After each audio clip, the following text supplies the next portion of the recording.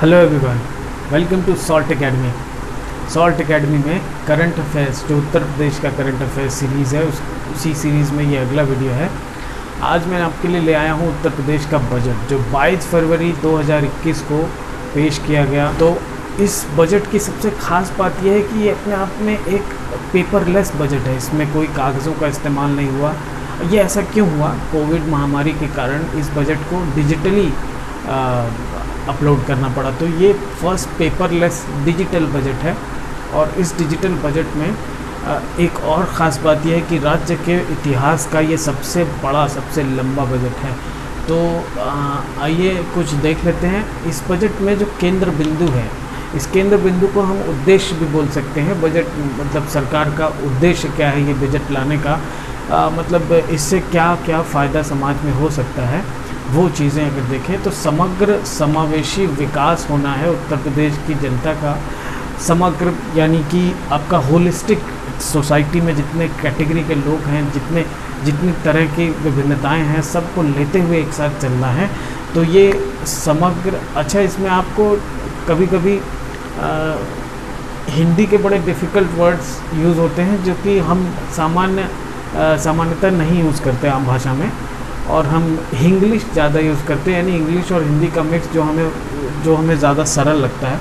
लेकिन उसी में अगर शुद्ध हिंदी की बात करें तो कुछ शब्दों का इसमें समावेश हो जाता है किताबों में, तो उनको भी समझते चलना है। जैसे ये समग्र है तो इसको होलिस्टिक डेवलपमेंट बोलेंगे। होलिस्टिक, समग्र। समावेशी, समावेशी मतलब इंक्लूसिव।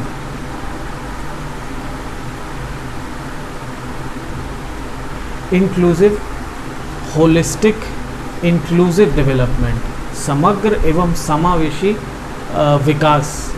किस चीज़ के द्वारा, कैसे विकास होगा?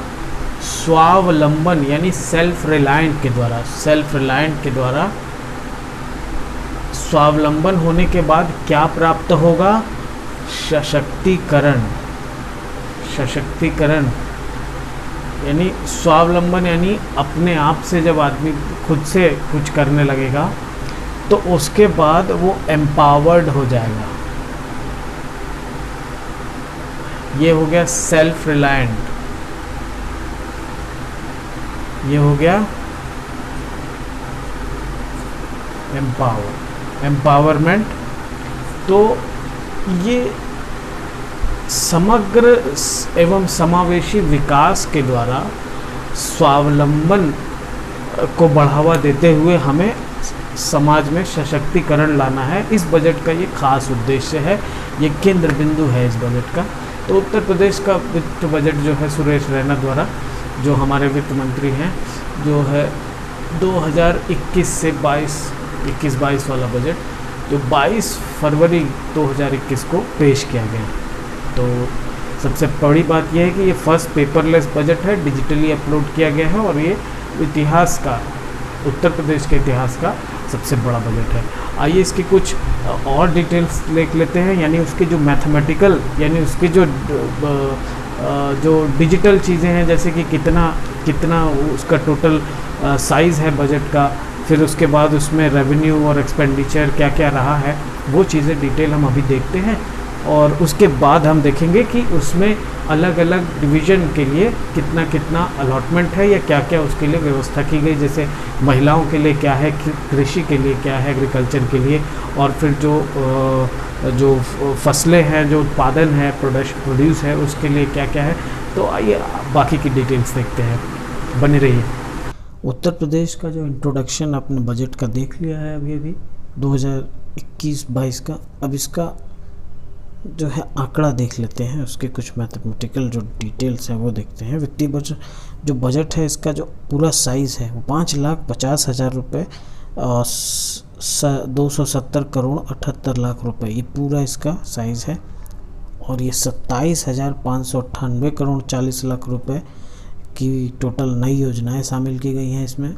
कुल प्राप्तियां जो बजट की हैं वो 5,06,181 करोड़ 84 लाख रुपए अनुमानित है, और कुल प्राप्तियों में 4,18,340 करोड़ 44 लाख रुपए की राजस्व प्राप्तियां हैं, और उसमें पूंजीगत प्राप्तियां 87,841 करोड़ 40 लाख रुपए। ठीक है, तो राजस्व प्राप्तियों में जो कर राजस्व का अंश है वो है करीब 3,05,740 करोड़ 30 लाख ये है। इसमें स्वयं का जो कर है वो 1,86,345 करोड़ रुपए। केंद्रीय करों का राज्य का अंश जो है 1,19,395 करोड़ 30 लाख रुपए सम्मिलित है। तो ये इसका कुल ये था। कुल व्यय 5,50,270 करोड़ रुपए, 270 करोड़ 78 लाख रुपए अनुमानित है कुल खर्च जो है, जितना खर्च होना है।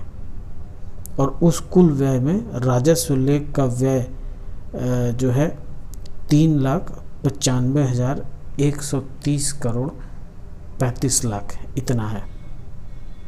और जो पूंजी लेख का व्यय है, ये जो राजस्व लेख का व्यय खर्च है, ये पूंजी लेख का व्यय जो है 1,55,140 करोड़ 43 लाख रुपए इतना है। तो ये इसका आपका ये डेटा देख सकते हैं। ये जो है कंपैरेटिव डेटा दिया है 2019-20, 20-21 और वर्ष 2020-21, 21-22, ये पूरे का कंपैरेटिव डेटा है। इसमें जो वास्तविक आंकड़े हैं और बजट का अनुमान ये एक वर्ष का दिया है, यानी 19-20 का दिया है जो वास्तविक आंकड़ा है। फिर उसके बाद 20-21 में जो बजट अनुमान था उसका संशोधित अनुमान कितना आया, और अब जो है 21-22 में बजट अनुमान क्या है, ये आप इसको देख लीजिएगा। मैं धीरे धीरे इसको वो कर दे रहा हूँ, आप स्क्रीनशॉट भी ले सकते हैं चाहे तो। ये है, ठीक है, इसको ऐसे कर लीजिए, ये ठीक है। आइए आगे देखते हैं। कुल व्यय जो है 5,50,270 करोड़ 78 लाख रुपए अनुमानित है, और कुल व्यय में 3,95,130 करोड़ 35 लाख जो रुपए हैं राजस्व लेख का व्यय है। तो और इसमें पूंजी लेख वही है, समझिए 1,55,140 करोड़ 43,000 बता चुका हूँ। समावेशी निधि की प्राप्तियों में कुल व्यय घटाने के पश्चात जो 44,088 करोड़ 94 लाख रुपए का बजट में घाटा अनुमानित है। तो सब कुछ घटाने के बावजूद जो है 44,000 करोड़ रुपए का घाटा, करीब 88,000 करोड़ रुपए, तो 44,088 करोड़ रुपए का घाटा करीब है ये। ठीक है, समस्त लेन देन का शुद्ध परिणाम जो है 37,988 करोड़ 94 लाख रुपए ऋणात्मक अनुमानित है। तो ये इस डिटेल में बजट का जो राजस्व बजट है, बचत है जो वो है 23,210 करोड़ रुपए करीब, और राजकोषीय घाटा 90,729 करोड़ 80 लाख रुपए अनुमानित है, जो वर्ष के लिए अनुमानित सकल राज्य घरेलू उत्पाद का 4.17% है। ठीक है, तो आइए देख लेते हैं अब बजट में राजकोषीय सेवाओं का वितरण किस प्रकार है। राज्य में वस्तु एवं सेवा कर से जो मूल्य संवर्धन की जो संभावित संवर्धन मूल्य है वो ये है 1,04,385 करोड़ रुपए निर्धारित किया गया है। आबकारी शुल्क से जो राजस्व का संग्रह लक्ष्य है वो है 41,500 करोड़ रुपए आबकारी से। स्टाम्प एवं पंजीकरण से राजस्व का जो लक्ष्य 25,500 करोड़ रुपए निर्धारित है। अब कृषि पर आ जाइए। प्रधानमंत्री किसान सम्मान निधि योजना के अंतर्गत प्रदेश में 2,40 लाख किसानों को 27,123 करोड़ रुपए से अधिक धनराशि का भुगतान डीबीटी डायरेक्ट बेनिफिट ट्रांसफ़र के माध्यम से किसानों के बैंक खाते में चला गया है। किसानों की आय को वर्ष 2022 तक दुगना करने हेतु जो योजनाओं के बेहतर उपयोग के लिए जो थोड़ा सा उसमें भी वो दिया गया है, तो 100 करोड़ का उसमें भी बजट बनाया गया है। मुख्यमंत्री कृषक दुर्घटना योजना, अब दुर्घटना के लिए जो वो है प्रस्तावित जो बजट है वो 600 करोड़ रुपए, ठीक है। तो कृषकों की दुर्घटना में अगर मृत्यु हो जाती है कुछ हो, तो उसमें 5 लाख रुपए आर्थिक मदद देने के लिए, तो टोटल 600 करोड़ रुपए का बजटीय प्रावधान है। नहरों और नलकूपों में यानी पानी की व्यवस्था कराने के लिए सिंचाई के लिए 700 करोड़ रुपए व्यवस्था की गई है। प्रधानमंत्री किसान ऊर्जा सुरक्षा और उत्थान महाअभियान योजना के अंतर्गत खेतों में विभिन्न क्षमताओं के सोलर पंपों की स्थापना कराई जा रही है। तो उसके लिए करीब 15,000 सोलर पंपों की स्थापना का लक्ष्य निर्धारित किया गया है, ठीक है। अब आइए प्रोडक्शन में, तो जो कृषि उत्पाद हैं, खाद्यान्न उत्पाद, उसका लक्ष्य देखते हैं। प्रदेश ने आगामी वित्त वर्ष में 644 मीट्रिक टन खाद्यान्न उत्पादन का लक्ष्य रखा है, ठीक है, जो कि आपका करीब 4 लाख मीट्रिक टन अधिक है पिछले साल के उससे मुकाबले। और जो है खरीफ उत्पादन का लक्ष्य 223 लाख मीट्रिक टन था, जिसके सापेक्ष में 214 लाख मीट्रिक टन का उत्पादन हुआ था। और चालू वित्त वर्ष में रबी के खाद्यान्न का उत्पादन लक्ष्य 417 लाख टन, तिलहन का लक्ष्य 12 मीट्रिक टन है। तिलहन का लक्ष्य यानी तेल वाली चीज़ें, यानी सरसों और ये सब तिल, सरसों, इस तरह की चीज़ें। चलिए महिलाओं का देखते हैं। अब महिलाओं के कैटेगरी में आ जाइए। महिला सशक्तिकरण हेतु राज्य सरकार द्वारा जो है मुख्यमंत्री कन्या सुमंगला योजना लागू की गई है, जिसका उद्देश्य क्या है कि देखिए बालिकाओं को स्वास्थ्य और शिक्षा दोनों में प्रोत्साहन देना और बालिकाओं के जन्म के प्रति समाज में सकारात्मक सोच विकसित करना। तो ये इनका उद्देश्य है, जिसके अंतर्गत जो है करीब विभिन्न श्रेणियों में सहायता प्रदान की जा रही है। तो 1200 करोड़ रुपए की व्यवस्था इसके लिए की गई है। 3 तलाक से भी बहुत सारी महिलाएं पीड़ित हैं, तो उनके लिए भी बजट में व्यवस्था 10 करोड़ की गई है। और सशक्त बनाने के लिए महिला को सामर्थ्य योजना एक लाया गया, तो उसमें 200 करोड़ रुपए की राशि बजट में प्रस्तावित की गई है। और ग्रामीण अंचल में, ग्रामीण क्षेत्रों में जो है महिलाओं को जो आजीविका मिशन के तहत दुग्ध उत्पादन में मदद के लिए समूहों की मदद दी जाएगी, तो वो एक अलग से वो है उसके लिए भी। और महिलाओं और बच्चों में कुपोषण की समस्या से निपटने के लिए सक्षम सुपोषण योजना, मुख्यमंत्री सक्षम सुपोषण योजना ये है। इसमें आंगनवाड़ी में जो केंद्रों में जैसे जो राशन तो अलग से आता ही है, लेकिन उसके अलावा जो कुपोषित महिलाएं उनको चिन्हित करके उनके लिए अलग से अनीमिया ग्रस्त जो लड़कियां हैं 11 से 14 साल की, तो उन किशोरियों के लिए अतिरिक्त पोषण प्रदान किया जाएगा। ये योजना, इसमें 100 करोड़ रुपए की व्यवस्था की गई है बजट से। पुष्टाहार कार्यक्रम, तो पुष्टाहार कार्यक्रम में 4094 करोड़ रुपए दिए गए। पुष्टाहार जो कार्यक्रम है, इसका एक छोटा सा मैंने वीडियो बनाया है, आप चाहे तो इसमें जाके डिटेल में देख सकते हैं। अभी 2-3 वीडियो पहले ही हमने उसको अपलोड किया है, उसको देख सकते हैं आप। महिला सशक्तिकरण केंद्रों की स्थापना हेतु 32 करोड़ रुपए व्यवस्था बजट में प्रदान। तो महिला शक्ति केंद्रों की स्थापना के लिए 32 करोड़ रुपए दिया गया है। अलग अलग जगह पे, प्रदेश में कई जगह पे महिला शक्ति केंद्र बनाए जाएंगे। आइए महिलाओं के बाद अब युवाओं की कैटेगरी में आ जाते हैं। बिहान युवाओं की सबसे बड़ी डिमांड जॉब्स की होती है ना। तो देखिए इसमें नेशनल करियर सर्विस प्रोजेक्ट के अंतर्गत प्रदेश के विभिन्न स्थानों पर मॉडल करियर सेंटर स्थापित किए गए हैं। तो प्रदेश में 12 अन्य जनपदों में मॉडल करियर सेंटर स्थापित किए जाने की व्यवस्था है।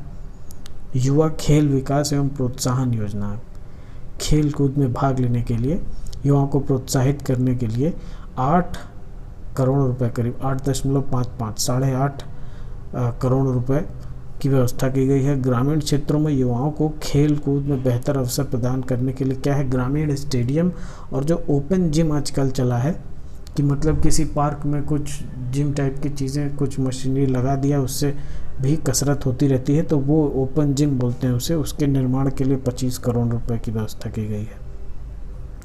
जनपद मेरठ में एक स्पोर्ट्स यूनिवर्सिटी स्थापना करने के लिए 20 करोड़ का प्रावधान किया गया है।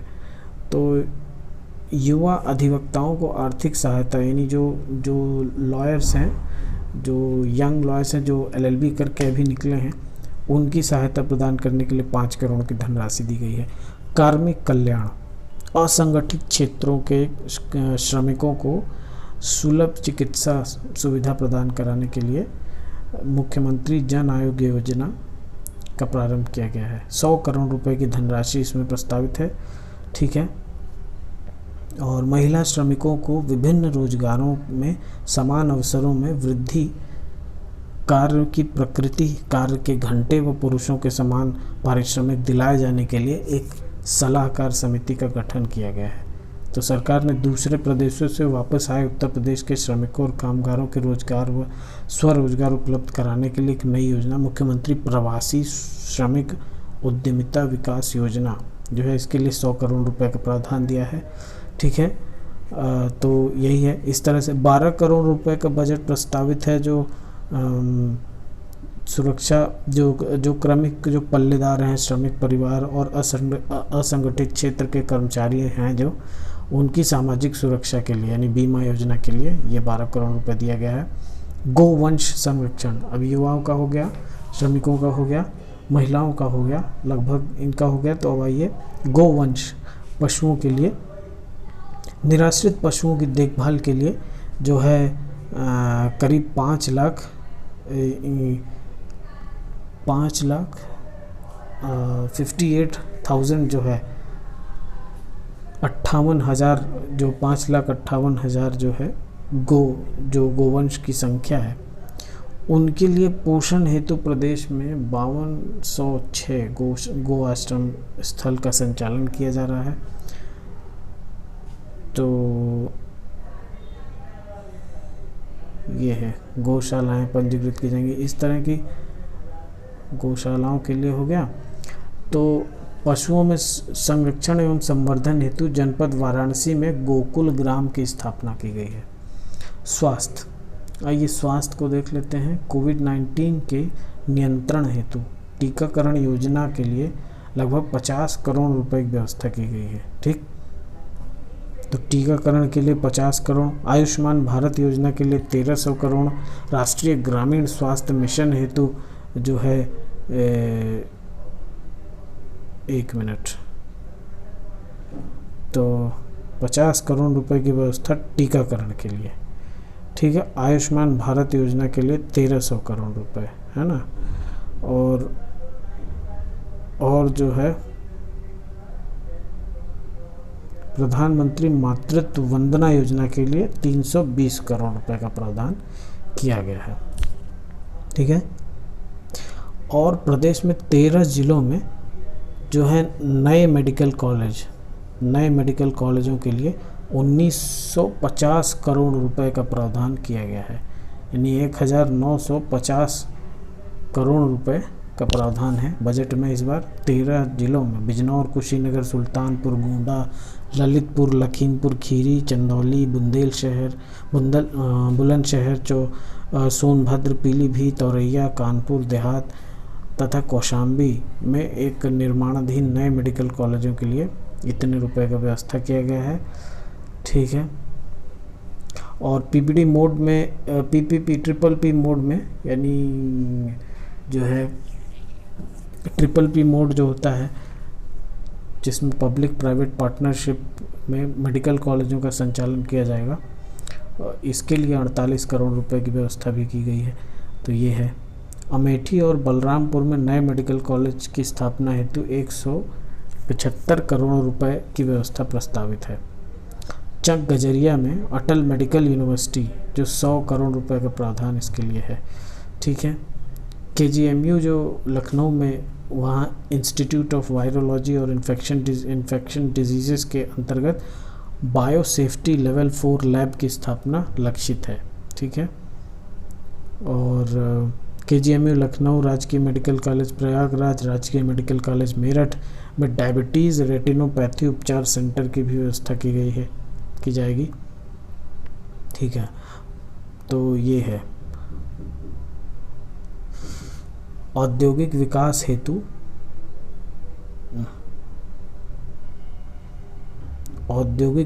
हेतु अवस्थापन, ईज ऑफ डूइंग बिजनेस एवं रोजगार सृजन सरकार की सर्वश्रेष्ठ प्राथमिकता है। Ease of doing business ranking में पिछले 3 वर्षों में उत्तर प्रदेश पूरे देश में द्वितीय स्थान पर आ गया है। तो देख लेते हैं बिजनेस से रिलेटेड बहुत सारी चीज़ें, कितना प्रोग्रेस है। ठीक है। पूर्वांचल एक्सप्रेस वे के निर्माण का कार्य लक्ष्य के अनुसार चल रहा है। ठीक है। परियोजना हेतु 1107 करोड़ रुपए की व्यवस्था प्रस्तावित है। बुंदेलखंड एक्सप्रेस वे, इसमें जो है 1492 रुपये प्रस्तावित है बजट से। और आगे देखते हैं गोरखपुर लिंक एक्सप्रेस वे, इसमें करीब 860 रुपये जो है व्यवस्था की गई है। गंगा एक्सप्रेस वे है ना, तो इसमें गंगा एक्सप्रेसवे में भूमि ग्रहण हेतु 7200 करोड़ रुपए और निर्माण कार्य हेतु ये 490 के करोड़ रुपए जो है 489 करोड़ की व्यवस्था की गई है। जनपद अयोध्या में निर्माणाधीन एयरपोर्ट जो है उसका नाम मर्यादा पुरुषोत्तम श्री राम हवाई अड्डा अयोध्या, इसका ये नाम रखा जाएगा। तो इसके लिए बजट का 101 करोड़ रुपए का प्रावधान है। ठीक है। जेवर निर्माणाधीन एयरपोर्ट हवाई पट्टी जो है 2 से बढ़ाकर 6 करे जाने के लिए, इसका यह एशिया का सबसे बड़ा एयरपोर्ट के रूप में विकसित हो रहा है। इसके लिए जो 2000 करोड़ रुपए का बजट प्रावधान है। बजट में कानपुर मेट्रो रेल के लिए 597 करोड़ रुपए प्रस्तावित है, करीब 600 करोड़ रुपए। ठीक है। आगरा मेट्रो रेल परियोजना के लिए जो है 8300 यानी 8380 करोड़ रुपए प्रस्तावित है, अनुमोदित है।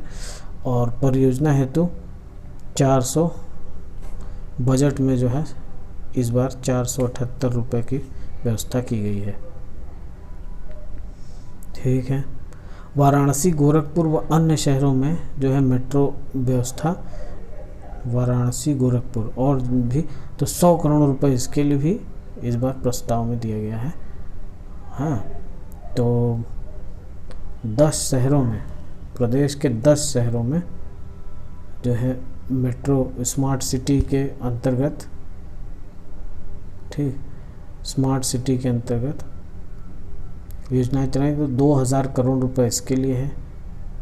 स्मार्ट सिटी एवं सेफ सिटी, तो इतना है। ये सब तो इतनी छोटी छोटी डिटेल्स हैं। आइए आगे देखते हैं पर्यटन के क्षेत्र। उत्तर प्रदेश में पर्यटन की दृष्टि से भारत प्रमुख स्थानों पर आ चुका है ना। तो लगभग 54 करोड़ रुपए जो है पर्यटन से आए हैं, है ना, उत्तर प्रदेश में 2019 में। तो पर्यटकों की संख्या जो है करीब 53 करोड़ 60 लाख रही है टोटल भारतीय पर्यटकों की, और विदेशी पर्यटकों की 47 लाख रुपए। तो इसमें कुंभ मेला 2019 में आए 24 करोड़ पर्यटक एक बार में। ठीक है। तो ये है अयोध्या में पर्यटन सुविधाओं के विकास और सौंदर्यीकरण के लिए 100 करोड़ रुपए की व्यवस्था की गई है। बनारस में 100 करोड़ की व्यवस्था की गई है इसी तरह से। तो मुख्यमंत्री पर्यटक स्थलों का विकास हेतु 200 करोड़ रुपए की व्यवस्था प्रस्तावित है। चित्रकूट में 20 करोड़ रुपए की व्यवस्था की गई है। ठीक है। आइए वन एवं पर्यावरण देख लेते हैं। वन एवं पर्यावरण, भारतीय वन सर्वेक्षण की वन स्थिति रिपोर्ट 2019 के अनुसार जो है 9.19% का क्षेत्र वनावरण एवं वृक्षावरण से आच्छादित है। प्रदेश में वनावरण वृक्षावरण के में 2017 से 19 तक करीब 127 वर्ग किलोमीटर की वृद्धि हुई है। ठीक है, और इसे बढ़ाकर 15% किए जाने का लक्ष्य है। 15% तक 2030 तक ये आच्छादन जो है काफ़ी हो जाएगा। ये देख लीजिए। ठीक है, तो प्रभावी सुरक्षा व्यवस्था तथा प्रवर्तन के कारण राज्य में बाघों की संख्या जो है वो 117 से बढ़कर 173 हो गई है। ये तो बड़ी अच्छी बात है। 2014 के आंकड़ों के अनुसार अगर 2018 से कंपेयर करें तो इतने 4 साल में इतनी बढ़ गई है। हाँ, और वनारोपण योजना हेतु 600 करोड़ रुपए की बजट की का जो प्रावधान किया गया है इसमें। आइए और देख लेते हैं इसमें कुछ। अल्पसंख्यक कल्याण योजना, पर्यावरण के बाद आप आ जाइए। अल्पसंख्यक कल्याण योजना, अल्पसंख्यक छात्र छात्राओं को छात्रवृत्ति योजना हेतु 829 करोड़ रुपए की व्यवस्था की गई है। ठीक है, और डिजिटल प्लान के लिए 588 करोड़ रुपए। तो ये अल्पसंख्यक बाहुल्य जिलों जनपदों में मूलभूत अवस्थापना यानी जितने भी इंफ्रास्ट्रक्चर हैं, बेसिक सुविधाएं जैसे स्वास्थ्य, शिक्षा, पेयजल सुविधाएं, ये सब संचालन हेतु सभी के लिए डिस्ट्रिक्ट प्लान के लिए इतना है 588 करोड़ रुपए। मदरसा आधुनिकीकरण योजना के लिए करीब 500 करोड़ रुपए यानी 479 करोड़ रुपए की व्यवस्था की गई है। दिव्यांग जन कल्याण योजना देखते हैं। अब जो हमारे फिजिकली डिसेबल्ड यानी फिजिकली एबल्ड लोग हैं उनके लिए दिव्यांग जन योजना के अंतर्गत लगभग 10 लाख रुपए 10,87,000 पात्र दिव्यांगजन को 500 रुपये प्रति माह की दर से पेंशन दिए जाने की हेतु 720 करोड़ रुपए की व्यवस्था प्रस्तावित है। व्यापारी कल्याण, ठीक है, उत्तर प्रदेश में विभाग में उत्तर प्रदेश राज्य कर विभाग में पंजीकृत व्यापारियों के लिए संचालित मुख्यमंत्री व्यापारी दुर्घटना बीमा योजना के अंतर्गत प्रति लाभार्थी देय धनराशि सरकार 5 लाख रुपए से बढ़ाकर 10 लाख रुपए कर दी गई है। ठीक है, न्याय, अब ये आखिरी पटल पर आ जाइए। न्याय, तो जनपद प्रयागराज में राष्ट्रीय विधि विश्वविद्यालय की स्थापना किए जाने का निर्णय लिया गया है, क्योंकि यहाँ पर हाईकोर्ट भी है। तो माननीय उच्च न्यायालय इलाहाबाद परिसर में मल्टी लेवल पार्किंग और एडवोकेट चैम्बर का निर्माण EPC मोड पर कराए जाने का निर्माण लिया गया है। जनपदों में न्यायालयों के भवन निर्माण हेतु 450 करोड़ रुपए की व्यवस्था की गई है। तो माननीय उच्च न्यायालय के न्यायमूर्ति गण के लिए आवासीय भवनों के निर्माण हेतु 100 करोड़ रुपए का प्रावधान है। तो ये था छोटा सा बजट का ये थोड़ा देख लें। राज्य बजट में कितना रुपया, स्वयं का कर जो है 34.5%, कितना परसेंटेज में 100% बजट में किसको कितना परसेंट गया है। केंद्रीय करों में राज्यांश 22.1%, केंद्रीय सरकार में सहायता अनुदान 16.2%, लोक ऋण 14% और समस्त लेन देन शुद्ध परिणाम 7 और कर उत्तर राजस्व 4.7, ऋण और अग्रिम वसूली 4% और ये आकस्मिक निधि 1%। तो ये आपका छोटा सा एक उत्तर प्रदेश का बजट का था डिटेल। आने वाले वीडियो में फिर लाएंगे। आप चैनल को सब्सक्राइब कर लीजिए और थोड़ा शेयर भी किया करिए ताकि सॉल्ट एकेडमी को और एक्सेस मिले बहुत सारे। तो मिलते हैं फिर अगले वीडियो में। Thank you.